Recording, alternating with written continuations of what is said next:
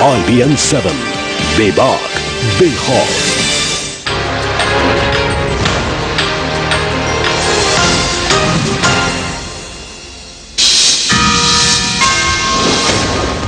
बंजारा के चिट्ठी पर मचे हल्ले के बीच मोदी का बयान, कभी नहीं दिखता प्रधानमंत्री बनने का ख्वाब, गुजरात की सेवा पहली प्राथमिकता।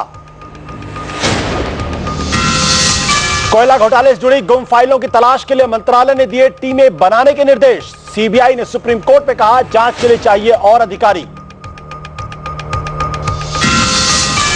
राज्यसभा में बंजारा मामले पर हंगामा, एसपी बीएसपी ने की बहस की मांग, स्पीकर के इनकार पर किया वॉकआउट। कांग्रेस ने लिखी सीबीआई को जांच के लिए चिट्ठी। आरटीआई से सियासी दलों को बाहर करने के फैसले पर घबराई सरकार, स्टैंडिंग कमेटी के पास भेजा गया बिल। जम्मू में मानसिक तौर पर बीमार 5 बच्चियों के साथ यौन शोषण और रेप, आश्रम के डायरेक्टर समेत 2 लोग हिरासत में। और रिजर्व बैंक के ताजा कदमों से सोने की कीमत में 1250 रुपए की भारी गिरावट, तो वही डॉलर के मुकाबले रुपया हुआ मजबूत, बाजार में भी 400 से ज्यादा अंकों का उछाल। प्रायोजक केश किंग आयुर्वेदिक तेल, अब है प्रॉब्लम चांस ही नहीं। दिव्या बनियान, दिव्या कूल अंडरवेयर बनियान। जब दिव्या कूल अंडरवेयर बनियान है तो फिर कोई और क्यों। शुद्ध प्लस पान मसाला, तुम में भी मैं हूं। और एक्रो पेंट्स, रंग दे जिंदगी।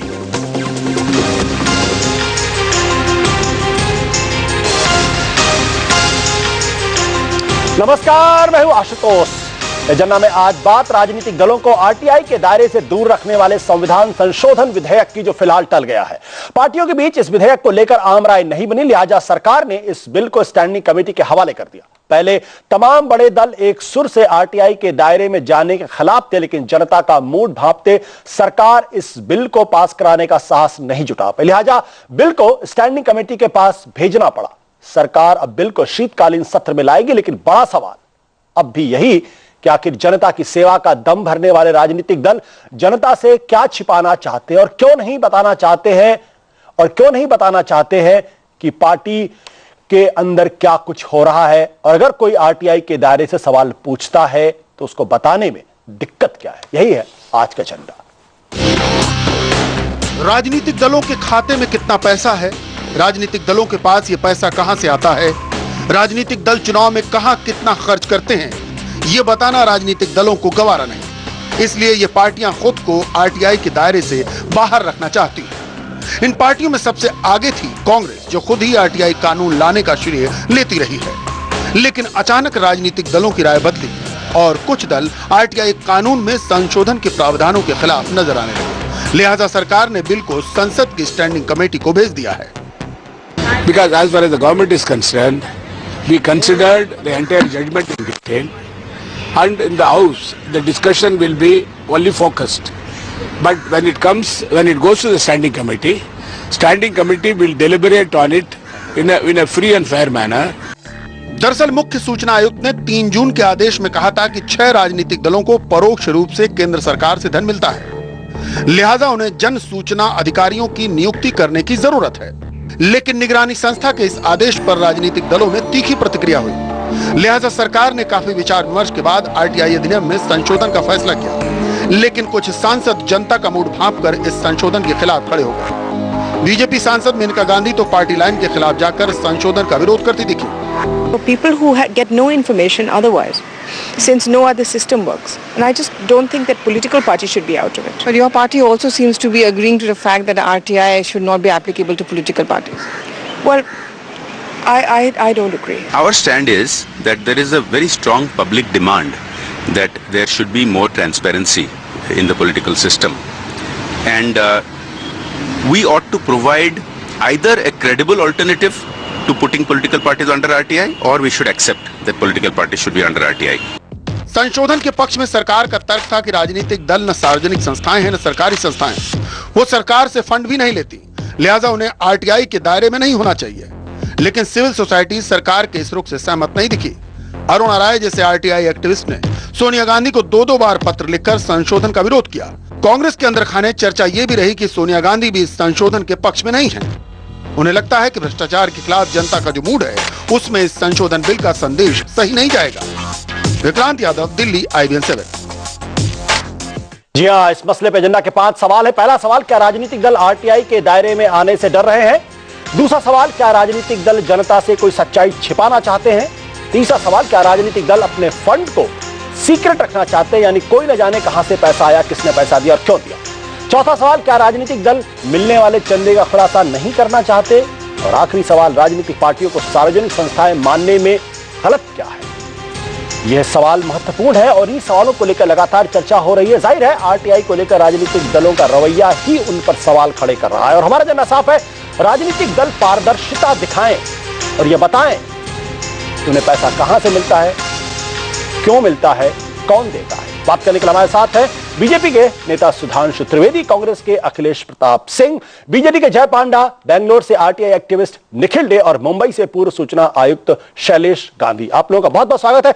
जय पांडा जी, जिस तरीके से आपकी पार्टी ने इसका विरोध किया और जिस तरीके से अब इसको पार्लियामेंट की स्टैंडिंग कमेटी के पास भेजा गया, आपके विरोध का कारण क्या है?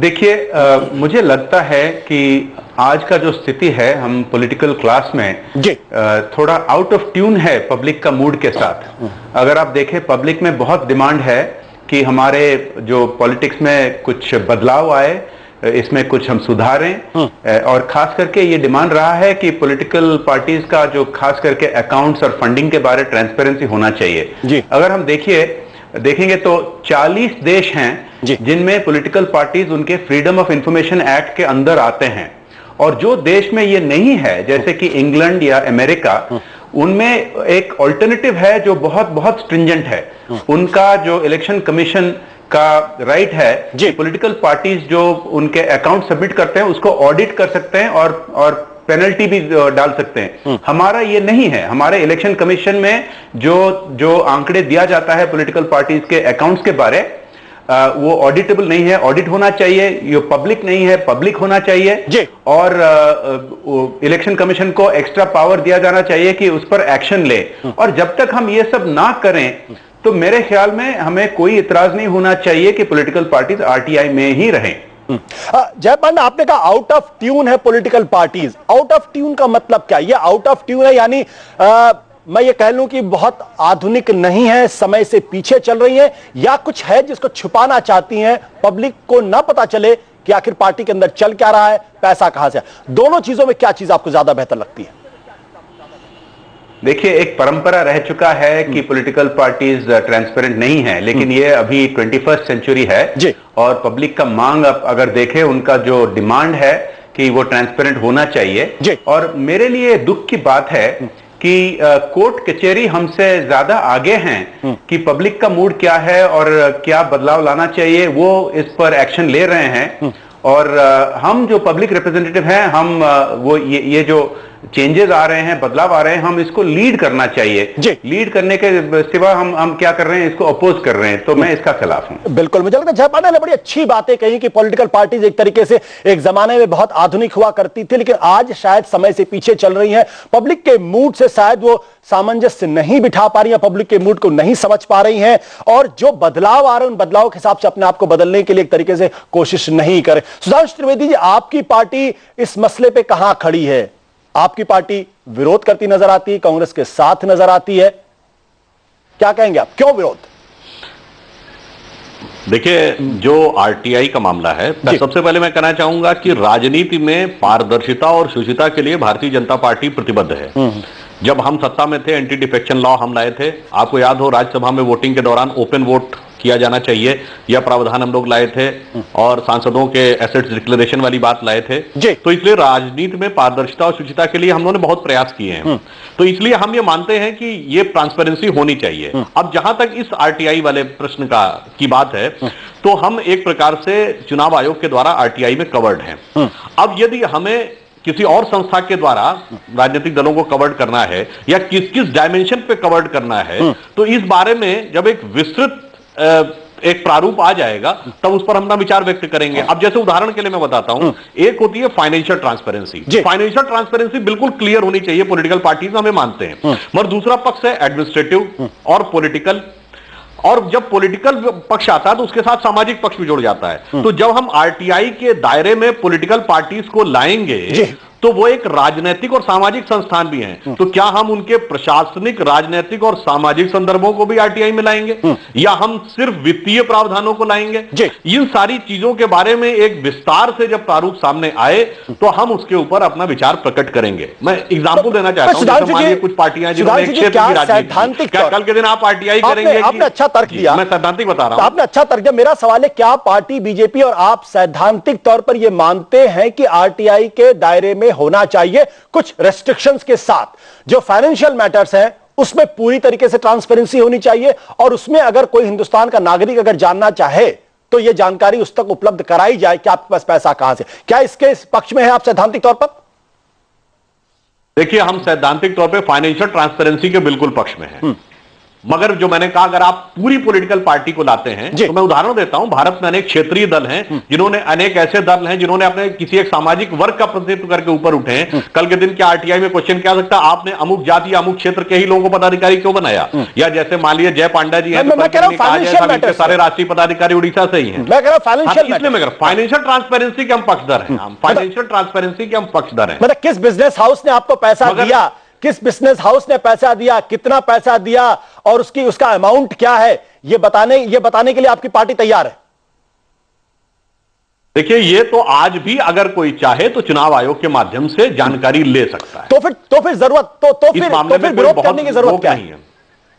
तो फिर विरोध करने की जरूरत, विरोध की बात नहीं है। यही तो हम जानना चाहते हैं ना कि जब प्रारूप का विस्तार से सामने आए कि आखिर किन किन विषयों पे, यानी किन किन डायमेंशंस पे, किस किस रूप में क्या क्या चीज लाना चाहते हैं, तब हम अपना मत स्पष्ट करेंगे। बिल्कुल। अखिलेश प्रताप सिंह जी, आपकी पार्टी तो आरटीआई, माफ करिएगा सर, अखिलेश प्रताप सिंह, आपकी पार्टी तो आरटीआई लेकर आई, लेकिन आज आपकी ही पार्टी आरटीआई से घबरा रही है। नहीं, कुछ कंफ्यूजन है। हमारे दिमाग में कंफ्यूजन है या नेताओं के दिमाग में कंफ्यूजन है?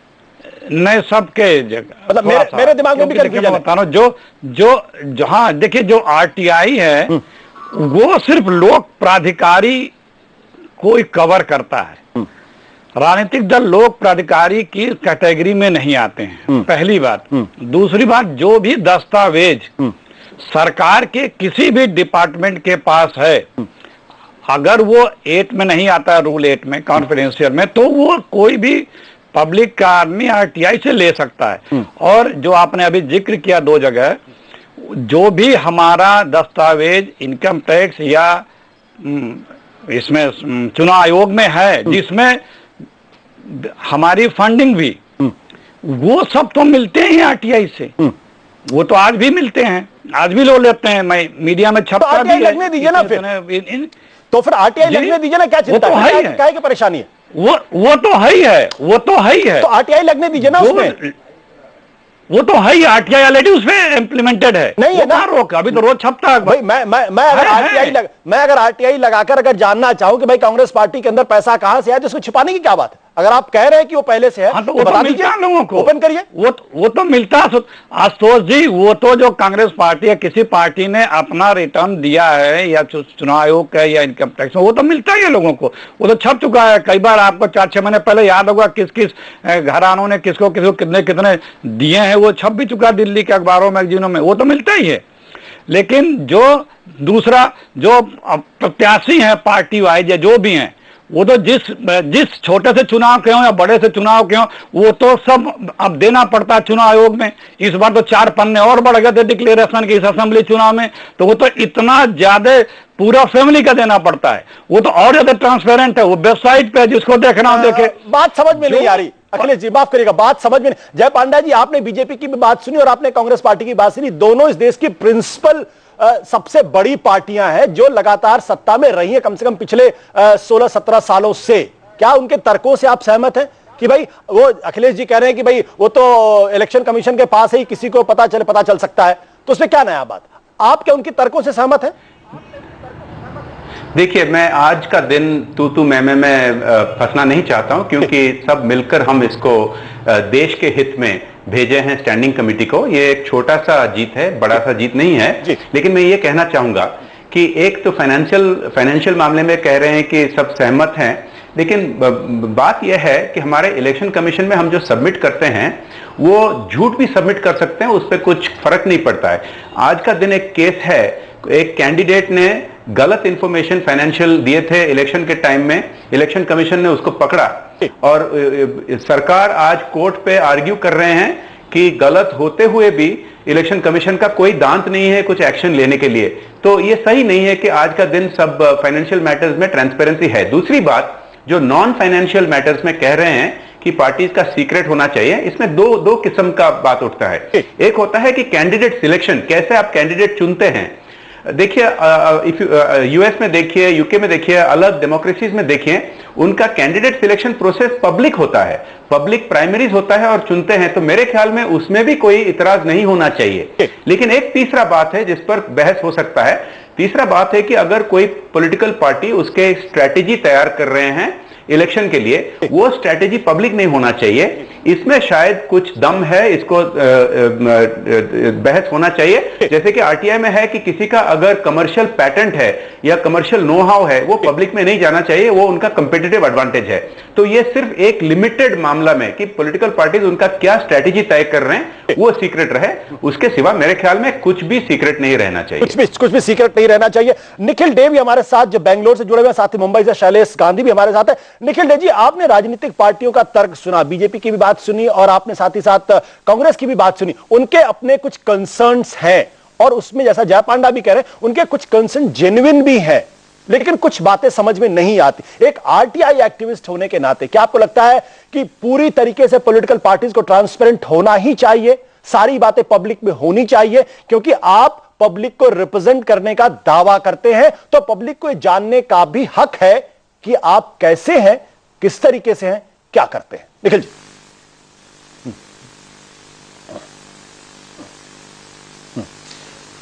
मेरा मानना है कि पॉलिटिकल पार्टीज की ट्रांसपेरेंसी बहुत ही महत्वपूर्ण है, लेकिन पॉलिटिकल एक्टिविटी को हम भी नहीं रोकना चाहते हैं। हम भी नहीं चाहते हैं जैसे ये कह रहे हैं कि हर क्षण पर लोग हमें पूछते रहेंगे और हमारे इंटरनल मैटर्स के बारे में पूछेंगे। लेकिन जैसे आपने जो सवाल पूछा, फाइनेंशियल मैटर्स की आपने सवाल पूछा, लेकिन इन्होंने जवाब दिया कि सब कुछ आज ट्रांसपेरेंट है। नहीं है, क्योंकि सब लोग कहते हैं कि 20,000 से ऊपर हमारे पास इतना ही पैसा आया, 90% पैसा तो छोटे छोटे डोनेशन में आया। हम सब जानते हैं, सारे लोग आपसे और हमसे अनऑफिशियली कहते हैं कि काला धन का बोलबाला ही है।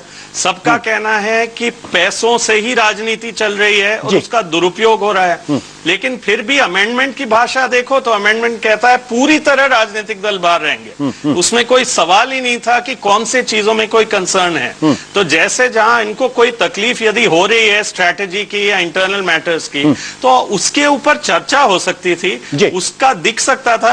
आज भी डिफेंस एस्टेब्लिशमेंट भी आरटीआई के दायरे में है, उसके बाद कहता है कि हमारी स्ट्रैटेजी बाहर नहीं निकलेगी, या इंटरनल सिक्योरिटी एजेंसीज भी आरटीआई के दायरे में है। तो दायरे से बाहर निकालना एकमात्र संस्था, राजनीतिक दल जो जनता के प्रतिनिधि हैं, उनको बाहर निकालना पूरी तरह बहुत ही गलत बात है। इसलिए आज मैं एक जयपांडा जी को बहुत बधाई भी देना चाहता हूं, क्योंकि कुछ एमपीज पार्लियामेंट में खड़े हुए, एक पूरी तूफान थी उनके खिलाफ, लेकिन वो उस तूफान के बीच में खड़े रहे। उन्होंने जगह बनाई, एक छोटी जीत नहीं बड़ी जीत, क्योंकि लग रहा था कि ये तो किसी की नहीं सुनेंगे, अपनी ही करेंगे और बात भी नहीं करेंगे। आज कम से कम बात करने के लिए कुछ जगह मिली है। और मुझे लगता है जनता का सोचना चाहिए, जनता का प्रभाव, जनता का असर कहीं ना कहीं सांसदों के ऊपर पड़ा है, इसकी वजह से ये टाला गया। शैलेश गांधी जी, जो ये बार बार ये कहा जाता है कि भाई राजनीतिक दलों को इस आरटीआई के दायरे में नहीं लाना चाहिए, एक क्योंकि वो सार्वजनिक संस्थाएं नहीं है, दूसरी बात सरकार से उनको किसी तरीके का पैसा नहीं मिलता है। यानी जो पब्लिक प्रॉपर्टी कह लें या जो भी कह लें, उसकी जो परिभाषा है, उसकी परिभाषा राजनीतिक दलों पर सही नहीं उतरती है, इसलिए इनको आरटीआई के दायरे में नहीं रखा जा सकता। क्या यह तर्क सही है या इस परिभाषा को भी बदलने की जरूरत है? पहले तो ये तर्क वो खुद भी नहीं मानते जी। अगर वो खुद मानते तो कोर्ट में जाते, तो तो वो मानते ही नहीं है, बट वो ऐसे ही कह रहे हैं कहने के लिए। मगर उससे आगे आज के दिन कम से कम मैं पहले ये रिकॉग्नाइज करना चाहूंगा कि आज लोकशाही का त्योहार है, क्योंकि पहली बार ये हुआ है कि राजनीतिक पार्टीज को कुछ ठीक नहीं लगा, उन्होंने कहा हम ऑर्डिनेंस लेके आएंगे। लोगों ने प्रोटेस्ट किया और उन्होंने सुनी इस बात को और कहा हम बिल लेके आएंगे। बिल लाए, कुछ एमपीज ने खड़े होकर कहा कि हमारे हिसाब से ये सही नहीं है कि हम इसको अमेंड करें। जय पांडा जी हैं, उमर अब्दुल्ला है, दिनेश त्रिवेदी हैं, मिलिंद देवरा जैसे मिनिस्टर ने भी ये खुल के कहा कि इस तरह से करना ठीक नहीं है। लोगों की बात सुनी गई और हम ये नहीं थे कि लाखों लोग कहीं तादाद में खड़े थे कि जो थ्रेटन करेंगे, इंटिमिडेट करेंगे सरकार को। पॉलिटिकल क्लास को लोगों ने फोन किए, पिटिशंस भेजे, बातें की और ये बातों और संवाद से ये तय हुआ कि ये स्टैंडिंग कमेटी को जाएगा। तो मेरे हिसाब से ये लोकशाही की बहुत बड़ी उपलब्धि है, इसको हम छोटा ना बनाएं। अब बात रहती है कि भाई वो पब्लिक अथॉरिटी है या नहीं। जैसे मैंने कहा, अगर सचमुच वो पब्लिक अथॉरिटी ना होते तो वो कोर्ट में जाके इसे चैलेंज करते, वो नहीं किया है इन्होंने। वो कहते हैं कि हम फाइनेंशियल ट्रांसपेरेंट हैं। जी, आज जितने पॉलिटिशियंस हैं इस पैनल पे या देश भर में, कोई एक कहे कि हमारी पूरी काम व्हाइट के पैसे में होता है, ब्लैक में नहीं होता है, अगर अपने दिल पे हाथ रख के कह दे तो हम मान लें। छोटा से छोटा बच्चा ये कहता है कि ब्लैक मनी का ट्रांजैक्शन है। तो ये कहना कि पारदर्शिता, ये तो गलत बात है। स्टैंडिंग कमेटी में मामला जाएगा, हम इस पे बहस करेंगे, जनता की बात सुनवाई हो रही है। ये सबसे बड़ी उपलब्धि है आज की लोकशाही की और मुझे मिलता है हम सबको इसको साथ मनाना चाहिए। शैलेश जी, आपने बड़ी महत्वपूर्ण बात की है। सुधांशु त्रिवेदी जी, आप लोगों ने कहा कि भाई इलेक्शन कमीशन के पास तो हमारी सारी जानकारियां उपलब्ध हैं, लेकिन जो जानकारियां उपलब्ध नहीं और जिनको पब्लिक जानती है, यानी जनता को पता है, वो ये कि चुनाव काले धन से लड़े जाते हैं। जितनी सीमा निर्धारित की गई है उसका 10 गुना से ज्यादा एक एमएलए और एमपी खर्च करता है। शायद एमएलए संसद विधानसभा में आने के पहले या शपथ लेने के पहले वो झूठ बोलता है। तो ये जो काले धन की बात है, कहीं इसको छुपाने की कोशिश तो बीजेपी या कांग्रेस नहीं करी? सबसे पहले मैं आपसे आप जवाब दिए, फिर मैं अखिलेश जी से सवाल करूंगा। सुधांशु जी, देखिए, निश्चित रूप से इस ढंग की कोई भी चीजें जो पब्लिक डोमेन में हैं और जहां पर यह आशंका जनता के मन में उत्पन्न होती हो कि यहां पे काले धन का दुरुपयोग हो रहा है, तो उन चीजों के बारे में जानकारी सार्वजनिक होनी चाहिए, इसमें कोई बुराई नहीं है। क्या आप मानते हैं कि बीजेपी काले धन का इस्तेमाल बिल्कुल नहीं करती चुनाव में? देखिए, मैंने आपसे कहा कि काले धन का इस्तेमाल हमारी तरफ से हम अपनी जानकारी में यथासंभव बिल्कुल नहीं होने देते हैं। अब उसकी जितनी भी अधिक ट्रांसपेरेंसी हो सके हम उसको बनाए रखने के पक्षधर हैं। मैं इसमें एक बात और कहना चाहूंगा, जैसे कहा गया कि ये एनजीओ वाली कैटेगरी में आती हैं, या तो फिर एक व्यापक नीति बने कि सारे एनजीओ के अंदर में आ जाएंगे। सर, मैं पब्लिक एक दूसरा एक आपको उदाहरण देकर बताना नहीं, पब्लिक अथॉरिटी मैं आपसे छोटा सवाल है सर, माफ करिएगा, मेरा छोटा सवाल ये है कि ये जो पूरा सवाल फाइनेंशियल मैटर्स का इसलिए है क्योंकि पॉलिटिकल पार्टीज की फंक्शनिंग और पॉलिटिकल पार्टी का एग्जिस्टेंस और चुनाव लड़ने की पूरी तैयारी और कोशिश ये ब्लैक मनी पर चलती। इसलिए मैं चाहूंगा कि आप इसको स्पष्ट करें, क्या बीजेपी ब्लैक मनी का बिल्कुल इस्तेमाल नहीं करती? क्या आपकी पार्टी का कोई भी कैंडिडेट, चाहे एमएलए का चुनाव लड़े या एमपी का चुनाव लड़े, वो बिल्कुल ब्लैक मनी का इस्तेमाल नहीं करता? जितनी सीमा निर्धारित की गई है उसी सीमा में चुनाव लड़ता है? देखिए, जहां तक पार्टी अपने स्तर से पूरा प्रयास करती है कि उसके संज्ञान में कोई ऐसी बात ना होने पाए जहां पर ब्लैक मनी का इस्तेमाल हो रहा है। जी। अब मैं आपको एक उदाहरण देता हूं, कभी कभी हम क्यों कह रहे हैं कि इसका डिटेल सामने आना चाहिए। उदाहरण के लिए एंटी डिफेक्शन लॉ हम लाए थे। हमने ये सोचा कि एंटी डिफेक्शन लॉ आएगा, खरीद फरोख्त बंद हो जाएगी, भ्रष्टाचार पर नियंत्रण होगा, और जबकि हम बड़े दल थे, एंटी डिफेक्शन लॉ से छोटे दलों को फायदा और बड़े दलों को नुकसान था। मगर हुआ क्या? आपने देखा मधु कौड़ा जैसा व्यक्ति मुख्यमंत्री बनने में सफल हो गया क्योंकि एक निर्दलीय विधायक किसी दल में शामिल ही नहीं हो सकता है। तो कभी कभी हुआ क्या कि हमने अच्छे के लिए किया पर उसमें इंटीग्रिटीज ऐसी निकली, उससे तो और बड़ा भ्रष्टाचार शुरू हो गया। इसलिए हम कह रहे हैं कि ये जो सार्वजनिक क्षेत्र और राजनीति से जुड़ी चीजें हैं, इसके अंदर इतने पॉइंट्स और सब पॉइंट्स और इंप्लीकेशंस हैं कि उन पे विस्तार से विचार करके ही होना चाहिए। जैसे जय पांडा जी ने अभी एक बात कही कि कैंडिडेट्स के चयन के बारे में क्वेश्चन होना चाहिए। अब मैं ये पूछना चाहूंगा, क्या वो अलाउ करेंगे कि उनके यहां यह भी प्रश्न किया जाए कि उनके यहां अध्यक्ष एक ही व्यक्ति अनवरत आजीवन क्यों चलता रहता है, उसके बाद उनका बेटा ही क्यों हो जाता है? क्या इस प्रश्न का वो उत्तर देना उचित समझेंगे? सुधांशु, ये सवाल मैं कह रहा हूं, ये सवाल मैं उनसे करूंगा, इनके बारे में ये सवाल मैं उनसे करूंगा। बट अखिलेश जी, क्या आपकी पार्टी ये दावे के साथ कह सकती है कि आपकी पार्टी के अंदर ब्लैक मनी का एक भी पैसा नहीं लगा हुआ है? जो ऑडिट पे पकड़ा जाएगा? पहली बात आशुतोष जी, जहां तक हम भी आरटीआई एक्टिविस्ट हैं, जब से आरटीआई आया तब से आरटीआई के काम करते हैं। सवाल नहीं होता है आरटीआई में, जहां तक हम समझते हैं आरटीआई को, जो कुछ है वो लिया जा सकता है जिस रूप में है, ऑडियो विजुअल प्रिंट जो भी है, तो कौन क्यों नहीं बना ये सवाल आरटीआई से नहीं होता। जो दूसरी बात, सुधांशु जी कई बार 2 बार बोले कि एंटी डिफेक्शन बिल ये लाया, जहां तक मुझे स्मरण है राजीव जी लाए थे, इनके समय में उसमें अमेंडमेंट हुआ था। तीसरी बात, जो ब्लैक मनी की बात आप कर रहे हैं, देखिए आज भी 2-3 इनकम टैक्स के आईएएस जो होते हैं कमिश्नर, वो एक असेंबली सेगमेंट में 2-2, 3-3 आते हैं, और हर दूसरे दिन चार्टर्ड अकाउंटेंट के थ्रू सारा रजिस्टर देना पड़ता है, खर्चे का विवरण देना पड़ता है, बैंक में अकाउंट खोल के सारा खर्चा चेक के थ्रू करना पड़ता है, और वो उसी असेंबली कॉन्स्टिट्यूंसी में रहता है, वो इनकम टैक्स ऑफिसर, और उसको मॉनिटर करता है। लेकिन मेरी बात सुन ले प्लीज। लेकिन इसके बाद भी बड़ी पार्टियों में हम मानते हैं बहुत कोई ब्लैक मनी का खेल नहीं है, लेकिन प्रत्याशी या और दूसरे लोग जरूर करते हैं। इससे मैं इतराज नहीं कर सकता, क्योंकि मैं चुनाव लड़ता हूं, मैं देखता हूं कैसे लोग खर्च करते हैं। ठीक है, आप तो क्यों इतनी ट्रांसपेरेंसी की गई है, इतनी व्यवस्था की गई है, कानून बनाया गया है, इनकम टैक्स कमिश्नर बैठ रहा है, चुनाव आयोग का ऑब्जर्वर, फिर भी लोग कर रहे हैं। आपने अपनी बात कह ली। जय पांडा जी, चुनाव तो आप भी लड़ते हैं, क्या ये आरोप सिर्फ प्रत्याशियों पर डाल दिया जाए? राजनीतिक दल में ब्लैक मनी का 1 रुपया भी नहीं होता है, क्या ये हम मान ले? क्या यही सच्चाई है? नहीं, ये गलत होगा कहने के लिए, क्योंकि सब जानते हैं कि पॉलिटिक्स में बहुत सारा ब्लैक मनी का इस्तेमाल होता है, और इसीलिए हम सिस्टम में बदलाव लाना चाहिए। और इसके बारे में 2 चीज कहना चाहूंगा। अभी प्रश्न उठा था कि पॉलिटिकल पार्टीज पब्लिक अथॉरिटी है या नहीं। मुझे लगता है कि ये इंटरप्रिटेशन का मामला है। पब्लिक अथॉरिटी आप कहें या पब्लिक एंटिटी कहें या इलेक्टेड एमपीज एमएलए को पब्लिक सर्वेंट कहें, मुझे जरा अजीब सा लगता है कि जब हम पब्लिक शब्द इस्तेमाल करते हैं, हम उससे कैसे दूर रह सकते हैं पॉलिटिकल पार्टीज। मेरे ख्याल में तो हम we are public in every way. तो ये एक बात है।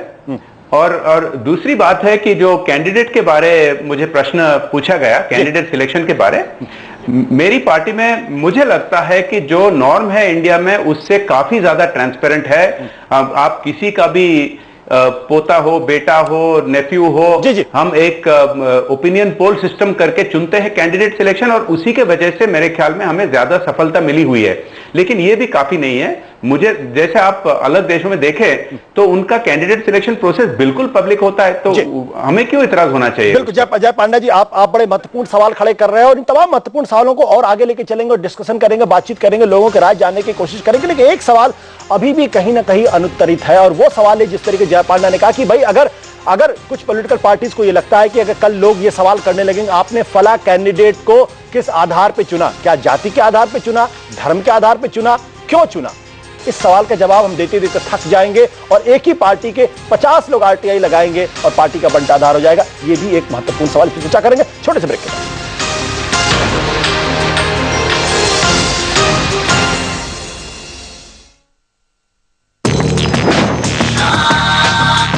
हर कामयाबी के लिए शांति जरूरी है, और जरूरी है क्वालिटी भी, जो शांति पान मसाला के अलावा कहीं और कहां। शांति पान मसाला, कामयाबी के लिए शांति। नसाका दे 100% सुरक्षित और शुद्ध पानी। नसाका आरओ की खरीद पर मालामाल ऑफर। स्क्रैच करो और जीतो guarantee dinner, car, TV, camera और भी बहुत कुछ। कैंपस लाइफ क्या कमाल है, करेंगे वही जो दिल में ख्याल है। Campus shoes with SDS technology for extra comfort. जियो जिंदगी यारो। ये देश थोड़ा अलग है। और कितने बांटने हैं? अरे बस थोड़े ही हैं। यहाँ सब कुछ थोड़ा सबमिशन, थोड़ा परमिशन, थोड़ा सिग्नेचर, थोड़ा पैशन, थोड़ा इम्प्रेशन। जिस देश में थोड़ा नहीं होता, उस देश के लिए हीरो माइलेज, थोड़ा एक्स्ट्रा किलोमीटर्स पर litre. Presenting NIIT Bhavishya Jyoti Scholarships, a great opportunity to be at NIIT Cloud Campus. Come and build your dream career. Call 1-800-102-6448. Last date to apply 21st September 2013. Power आपकी ख्वाहिश, भरपूर जगह आपकी फरमाइश। भारत की सर्वाधिक award जीतने वाली कार रेनो डस्टर, बड़ी, आकर्षक और दमदार SUV। केश किंग आयुर्वेदिक हेयर ऑयल, अब हेयर प्रॉब्लम्स चांस ही नहीं। हर लम्हा जिंदगी तू रंग दे, हर लम्हा जिंदगी तू रंग दे, रंग दे, रंग दे, जिंदगी तू रंग दे। एक्रो पेंट्स, रंग दे जिंदगी। ना ना ना ना ना ना ना। Layer, change the atmosphere.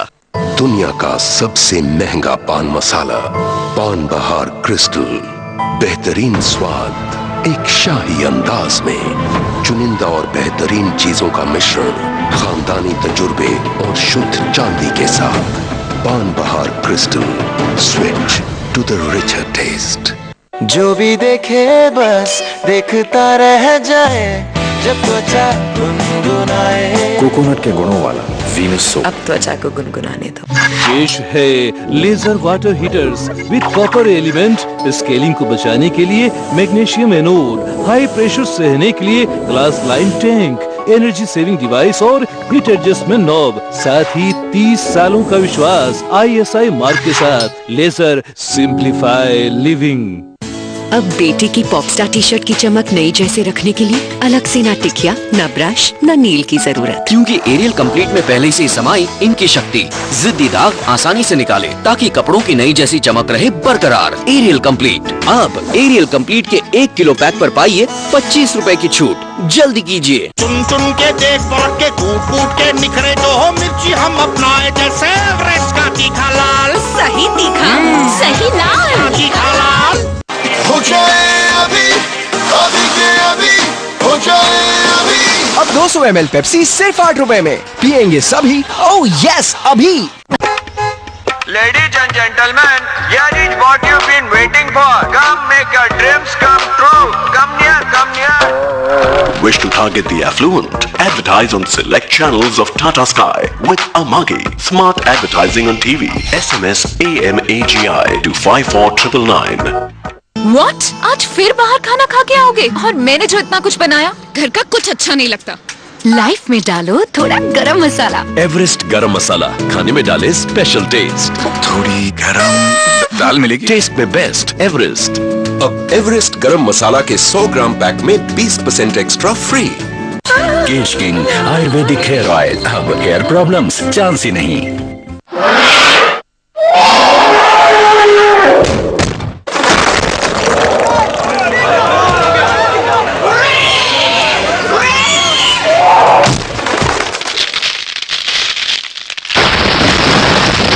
Cement, सस्ता नहीं, सबसे अच्छा। Who wants idli? चटनी भी है। क्या आपका घर भी इतना अनसेफ है? तो अनसेफ वायर्स क्यों? पॉलीकैप वायर्स चुनिए। पॉलीकैप की ट्राइगार्ड टेक्नोलॉजी बचाए फायर से, शॉक से और शॉर्ट सर्किट से, और दे 25% बिजली की बचत भी। तो सेफ रहो, सेव करो। Polycab, India's number 1 cables and wires company.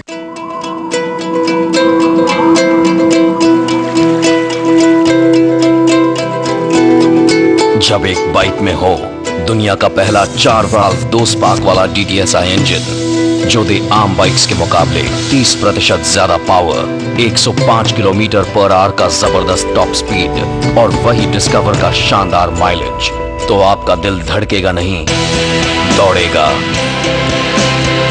पेश है नया बजाज डिस्कवर। साधारण बाइक्स को छोड़िए, नए डिस्कवर पे दौड़िए। बजाज डिस्कवर, चलता नहीं दौड़ता है।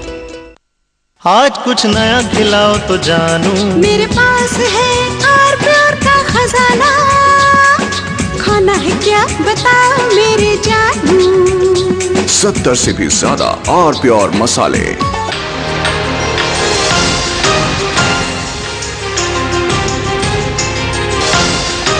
हम इस वक्त देख रहे हैं एजेंडा में बातचीत कर रहे हैं आरटीआई को लेकर, और आरटीआई को लेकर जिस तरीके से राजनीतिक दलों का रवैया है उन पर सवाल खड़े कर रहे हैं। हमारा एजेंडा बिल्कुल साफ है, राजनीतिक दल पारदर्शिता दिखाए। बात करने के हमारे साथ है बीजेपी के नेता सुधांशु त्रिवेदी, कांग्रेस अखिलेश प्रताप सिंह, बीजेडी की जय पांडा, बेंगलोर से आरटीआई एक्टिविस्ट निखिल डे और मुंबई से पूर्व सूचना आयुक्त शैलेश गांधी हमारे साथ है।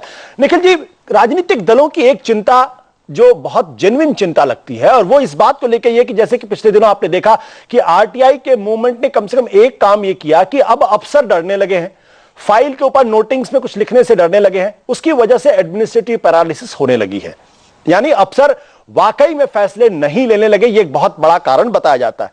जो राजनीतिक दल है उनका आधा काम तो सच पे चलता है और ज्यादा काम झूठ पे चलता है, क्योंकि वो इनफॉर्मल स्ट्रक्चर, बहुत सारे लोगों को उनको पब्लिकली डील करना पड़ा, वो जीवंत और वाइब्रेंट संगठन है।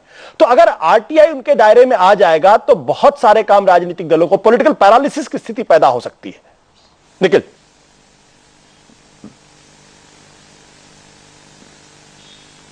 नहीं, मेरा मानना है कि ये आरटीआई एक कदम है। हमें सरकारी ढांचे में भी हम बदलाव ला रहे हैं और वहां अकाउंटेबिलिटी लाएंगे तो हम देखेंगे कि लोगों को निर्णय भी लेने पड़ेंगे, उससे भी नहीं छिप सकते हैं। और वैसे ही राजनीतिक दल यदि पारदर्शी हो तो ज्यादा उनमें एक ताकत आएगी। वो बहुत, हम नहीं चाहते हैं कि कमजोर बने राजनीतिक दल, हम चाहते हैं कि पारदर्शी और जवाबदेही हो। और ये एक मौका है कि हम राजनीतिक दल आपस में मिलकर कह सकते हैं कि हम बदलाव चाहते हैं, तो फंसे हुए दलदल से हम निकल के आए आरटीआई की मदद लेते हुए। तो एक चीज पर तो अग्रीमेंट हो सबके बीच में कि हम आरटीआई के दायरे में आए और जनता को हम जवाब दें। दूसरी चीज है जो आपने बात उठाई, कम से कम फाइनेंशियल ट्रांसपेरेंसी पर अग्रीमेंट तो हो कि ये तो पूरी तरह हम सीधा जनता को जवाब देंगे, ताकि ये फाइनेंशियल ट्रांसपेरेंसी वाला ये दलदल तो हटे। और तीसरी बात है जहां समस्या है, जो आप बातें उठा रहे हैं और मैं भी मानता हूं कई जगह समस्या है कि एक छोटी छोटी अंदरूनी बातें यदि पूछने लग जाए तो दिक्कत आएगी। तो वहां उसके बारे में सोचा जाए, क्योंकि आरटीआई एक्ट में बहुत जगह है, हो सकता है कहीं रूल्स में संशोधन करें, हो सकता है उसके बारे में पूरी तरीके से चर्चा करें, तो वो एक मौका है। और जैसे जय पांडा जी ने कहा है कि कुछ नए सिस्टम्स के बारे में एक मौका है, पूरा हम एक पॉलिटिकल रिफॉर्म लाने के लिए कि वास्तव में हमारे ये पूरे राजनीतिक ढांचे को ठीक से चलाने के लिए इस समय एक बहस करें, चर्चा करें, जहां ठीक नहीं होगा उसके लिए रास्ता निकाला जा सकता है। लेकिन इस तरीके से जैसे इन्होंने किया इससे पहले कि हम आपस में मिलके बिल्कुल इससे अलग हो जाएंगे, वो नहीं हो। आज बहुत अच्छा कदम है कहने के लिए कि हम चर्चा के आधार पर आगे सोचेंगे कि कैसे चलेंगे। उसमें आज आशुतोष जी, यदि आप सबसे ये अग्रीमेंट ले सकते हैं कि कम से कम फाइनेंशियल ट्रांसपेरेंसी पूरी होगी, उसके लिए ये लड़ेंगे स्टैंडिंग कमेटी में भी, कांग्रेस भी, बीजेपी भी, सारे लोग, तो एक बहुत बड़ा कदम आएगा दूसरी चीजों के बारे में चर्चा कर। बिल्कुल बिल्कुल।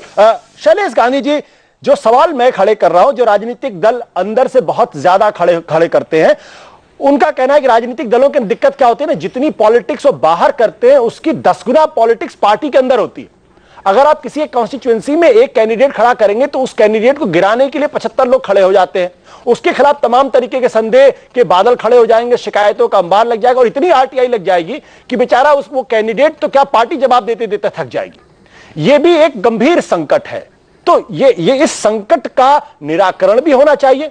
और क्या आपको नहीं लगता है कि राजनीतिक दल जो है वो एक बड़े भारी चक्रव्यूह में फंस जाएंगे? राजनीतिक दल जो हैं वो तो काफी तगड़े हैं जी, ज्यादातर, मतलब जो नेशनल पार्टीज हैं वो तो काफी तगड़े हैं। छोटे छोटे एनजीओज और छोटे छोटे स्कूल, एडेड स्कूल्स सूचना के अधिकार के तहत आते हैं और जवाब देते हैं, और जनता कोई उन्हें पैरालाइज नहीं कर रही है।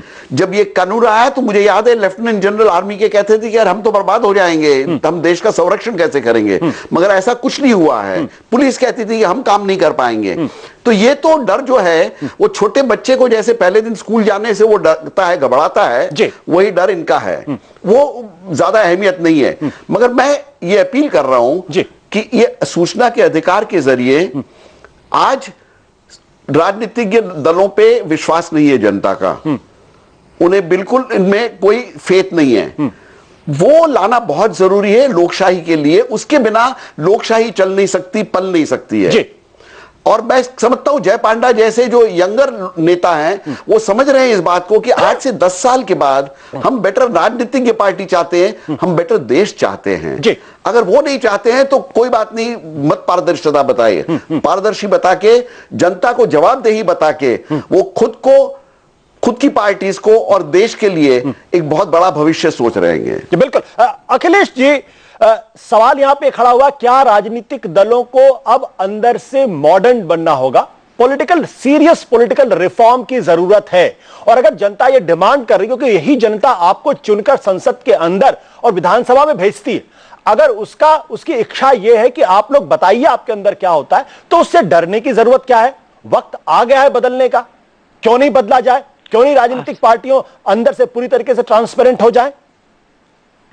आशुतोष जी, इलेक्टोरल रिफॉर्म्स एडवांस स्टेज पे है, सारे लोगों को ओपिनियन लेने की डेट खत्म हो गई है। वो एक बहुत बड़ा बिल आ रहा है और उसमें बहुत सी चीजें हैं, ये भी है, क्रिमिनलाइजेशन का भी है, तमाम चीजें हैं, और वो एक बड़ा कदम होने जा रहा है ऑल पार्टीज के लिए। दूसरी बात, जहां तक कांग्रेस की, जब से राहुल जी आए हैं, आप देखिए यूथ कांग्रेस से लेकर के, यूथ का तो पूरा NSY में पूरा ये सिस्टम है, मेंबर बनने से लेकर के, और सारा वेबसाइट पे है और सारा प्रोसीजर भी है, और वो पब्लिकली इलेक्ट होते हैं। यहाँ तक लोग कहते हैं कि पासपोर्ट बनवाना आसान है, यूथ कांग्रेस में मेंबर बनना उससे भी टफ है, क्योंकि उसमें सारे ओरिजिनल सर्टिफिकेट आपके लगते हैं और वो बड़ा ट्रांसपेरेंट सा सिलेक्शन होता है, किस पदों पे, संगठन के पदों पे कैसे आप आ रहे हैं। या तो ये भी बता दीजिए ना, कैंडिडेट का सिलेक्शन कैसे होता है? हम लोग अपना भी काफी चेंज कर रहे हैं पब्लिक को और पार्टी के अंदर ट्रांसपेरेंट बनाने के लिए, जब से नई जनरेशन राहुल जी के नेतृत्व में आई है।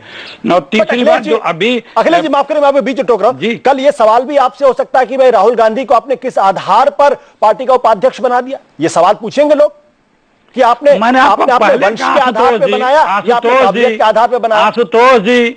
आशुतोष जी, पहले आप करेक्ट कर लें, RTI में सवाल नहीं होता है, RTI में सूचना मांगी जाती है। सूचना मांगेंगे ना, सूचना का अधिकार है, जो भी घटित हुआ है, सूचना दे जो भी ब्लैक एंड व्हाइट में या ऑडियो विजुअल जिस रूप में है, वो उसकी कॉपी आप ले सकते हैं, तो जो उसकी कॉपी ले सकते हैं आप। तो ये सवाल जवाब नहीं है RTI में, ये असेंबली ऑफ पार्लियामेंट। मान लिया आपकी बात, मान लिया, मैंने कहा ये सूचना तो पब्लिक पूछेगी ना कि किस आधार पर राहुल गांधी का उपाध्यक्ष, क्या ये तकलीफ होगी आपको? सूचना ले ले, क्योंकि वो देखिए, हमारे यहाँ स्टेट के चुनाव होते हैं, जो PCC मेंबर हैं वो इलेक्ट करते हो, तो पिछले बार भी इलेक्ट हुए, जो राष्ट्रीय अध्यक्ष या PCC प्रेसिडेंट या है, वो हमारा नॉर्म्स है, इलेक्शन कमीशन उसको देखता है, उस हिसाब से इलेक्शन होते हैं, और वो भी ट्रांसपेरेंट है, वो एक चीज चुनाव को देख रेख में होता है। तो पार्टी को ले आइए ना RTI के अंतर्गत, तो फिर RTI के तहत पार्टी को ले आइए, फिर क्या दिक्कत है? देखिए, ये सब तो RTI में है ही है। हम आपसे यही तो पूछा था कि क्या चीज आपको RTI में जानना है, मत करिए ना, तो कानून का विरोध मत करिए ना।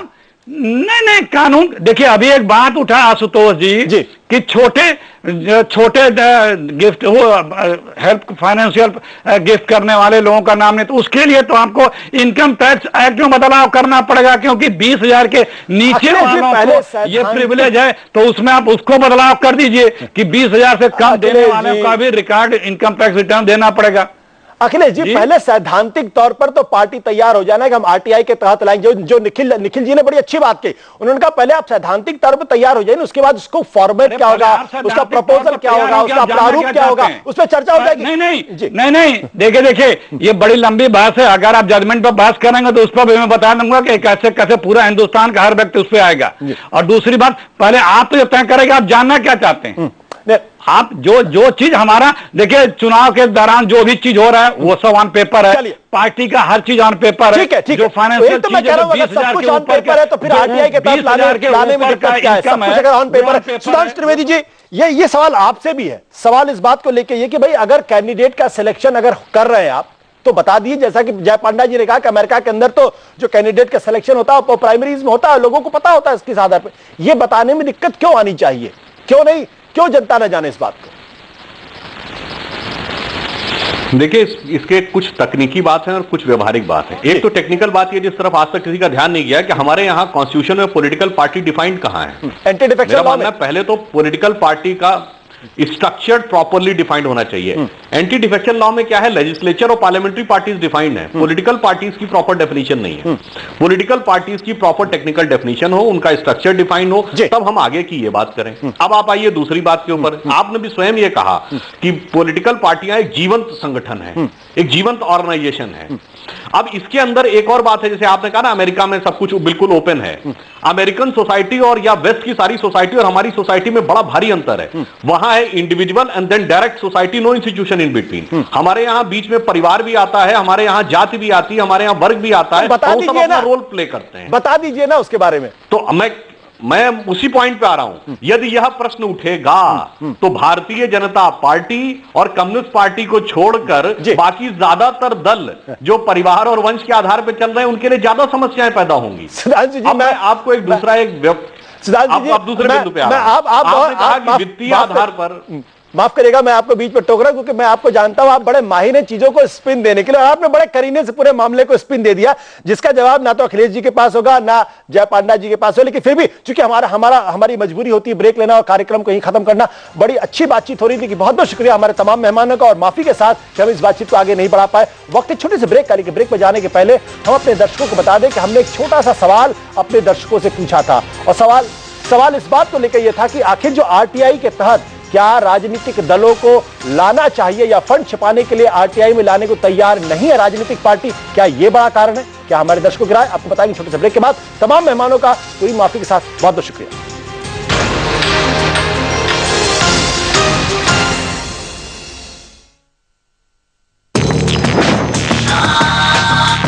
हर कामयाबी के लिए शांति जरूरी है, और जरूरी है क्वालिटी भी, जो शांति पान मसाला के अलावा कहीं और कहां। शांति पान मसाला, कामयाबी के लिए शांति। तुम चलो संग तो कट जाए रास्ता, फास्ट हो चार्जिंग, बैटरी बैकअप लंबा। जी हाँ, जब Microtek Intelli pure sine wave technology का साथ हो तो बिना किसी नॉइस के अप्लायंसेस चले उम्र भर बेफिक्र। तुम चलो संग।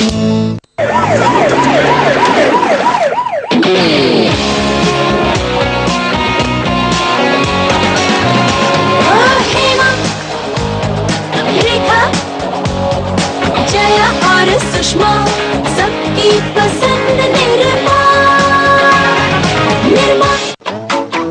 I've been high, I've been low, I've seen smiles, so many miles, I've seen faces, so many places.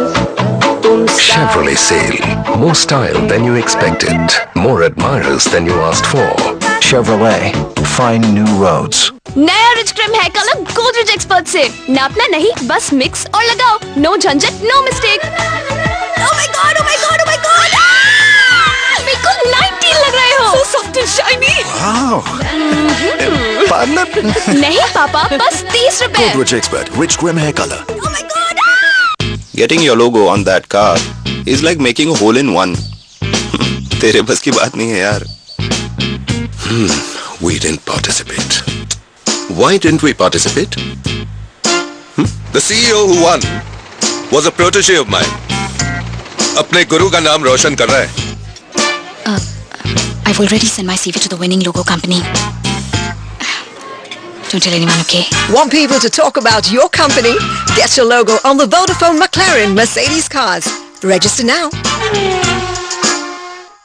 What? आज फिर बाहर खाना खा के आओगे? और मैंने जो इतना कुछ बनाया, घर का कुछ अच्छा नहीं लगता। लाइफ में डालो थोड़ा गरम मसाला। एवरेस्ट गरम मसाला, खाने में डाले स्पेशल टेस्ट। थोड़ी गरम दाल मिलेगी। टेस्ट में बेस्ट एवरेस्ट। अब एवरेस्ट गरम मसाला के 100 ग्राम पैक में 20% एक्स्ट्रा फ्री।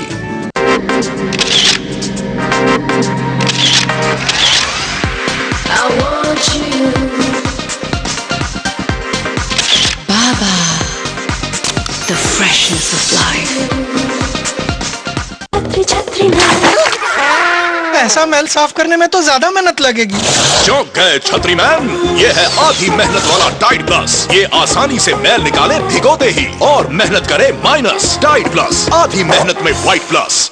इसी गुजरात की धरती से एक क्रांति की थी गांधी और सरदार ने, और इसी धरती से हुई देश की दूसरी हरित क्रांति की शुरुआत। गुजरात आमंत्रित करता है भारत के किसानों को देश के सबसे बड़े कृषि सम्मेलन में।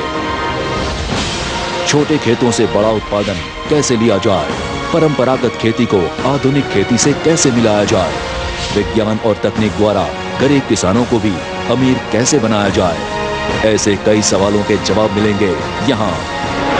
Vibrant Gujarat global agriculture summit 2013 9 से 10 सितंबर, गांधीनगर। आपके सफर में हम सफर, पूरे भारत का एक ही नंबर। 6001-5001 Agarwal packers and movers limited. अरे झूठ बोल रहे हैं आप। इनकी मदद करने की जो आपकी जिम्मेदारी थी उसमें पूरी तरह फेल हुए आप। इस मिलावट से न जाने रोज कितनी जाने जाती है। तो रुके क्यों हैं? क्यू शॉप के संग आइए और अपनी आवाज उठाइए इस नए सत्याग्रह में। पूरे जोश, पूरी ताकत के संग आओ करें मिलावट से जंग। सहारा क्यू शॉप सलाम करता है। Hydrant, hydrant, hydrant! Rear view parking camera and a host of exclusive features only with the Skoda Rapid Leisure. Skoda, simply clever. Chikoo को टीम में नहीं लिया? क्या लगा कैसे? लगता आप खाना सिर्फ मिस्टर माथुर को खिलाते, चाइल्ड को नहीं। मैं नहीं खिलाती। देखा, ऐसे ही होता है। जब बच्चा जरूरत से ज्यादा दुबला हो तो लोग माँ को ही दोष देते हैं। उसे दीजिए रोजाना एंड्योरा किड किलोज, सही पोषण के साथ सही वजन भी, राइट न्यूट्रिशन, राइट वेट। साधारण बैटरीज इस्तेमाल करने वाला ये क्रिकेट फैन कितने वनडे मैचेस सुन सकता है ड्यूरासेल इस्तेमाल करने वाले बनी के मुकाबले। साधारण बैटरी से वो सुन सकता है 3 मैचेस, लेकिन ड्यूरासेल बैटरी से बनी सुन सकता है सिर्फ 3 नहीं बल्कि 15 मैचेस तक। ड्यूरासेल नए ड्यूरालॉक के साथ कोई भी साधारण बैटरी इतना नहीं चलेगी। Raza Chaudhary, one of India's most wanted. ये फोटो आज ही ली गई। ये अपने आदमियों से कुछ कह रहा है। सर, वी फॉर वर्धमान, उसका राइट हैंड आदमी।